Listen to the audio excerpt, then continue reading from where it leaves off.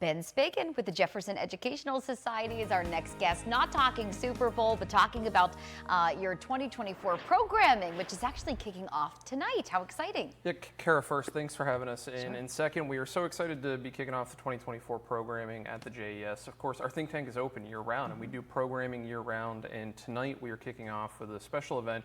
One, there's a pre-event reception. Folks can come in. It's been a while since they've seen each other. Perhaps a Global Summit was the last time in the fall. Chance to mingle, catch up, but then also learn from a visiting speaker who's coming in from out of town, Joyce White. And this event is in partnership with the Hagen History Center for the Doris Becker Lecture Series. And we're excited to partner with the Hagen History Center. We've been doing that since last year, offering quarterly lectures on interesting topics.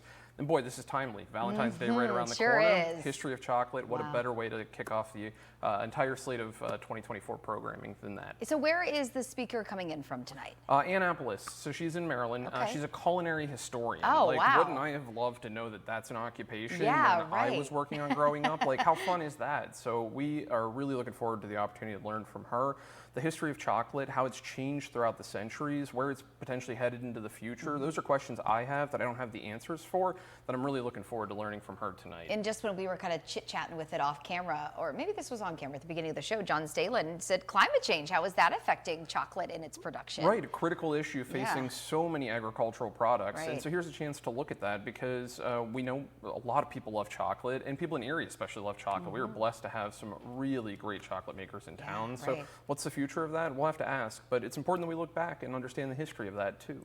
And just looking through some of the discussions that you have planned at JES over the next month, I mean, the topics are wide-ranging. Some are very, very hyper-local. You guys just do such a nice job of having just a nice mix. Well, I really appreciate that, Kara. And that's the thing is that we try to have something that excites every learner in our community about something. Because if folks come in to find out something that they're curious about, learn about it a little bit more, they want to come back for something else, and then something else. And then we see that they become regular Jeffersonians. They're showing up to almost every program every week, or 3/4 of our programming that's happening. And we find that we're really satisfying that lifelong hunger, that desire to really learn more about a whole wide range of issues, whether they're current events. We're looking at the conflicts that are happening in Gaza as well as Ukraine. We have expert speakers talking about that. We also look back to the Roman Empire to look at history and what we can learn from that. And of course, with February being Black History Month, we have programming dedicated around that, turning to scholars in our BIPOC community to learn about the history and imagine the future together.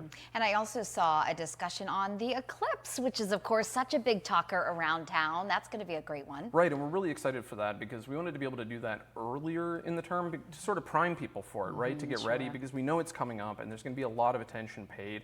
And Erie is in a prime position for that. And we are so blessed to be so rich with scholars in our own backyard, in our own neck of the woods, from any of the universities to other places, throughout our community. So what a great way to get excited about that a little early and tune in. So we're really looking forward to that one. What would you say to somebody who's perhaps watching? Some of these are piquing their interest. They've never been inside the Jefferson Educational Society. What do they need to know if they want to hear one of these discussions? Sure. First thing I'd say is stop by, meet our team. We're at 3207 State Street. If you can't make it to us, and if you have access to the internet, we're at jeserie.org. Poke around our website, find out more about us.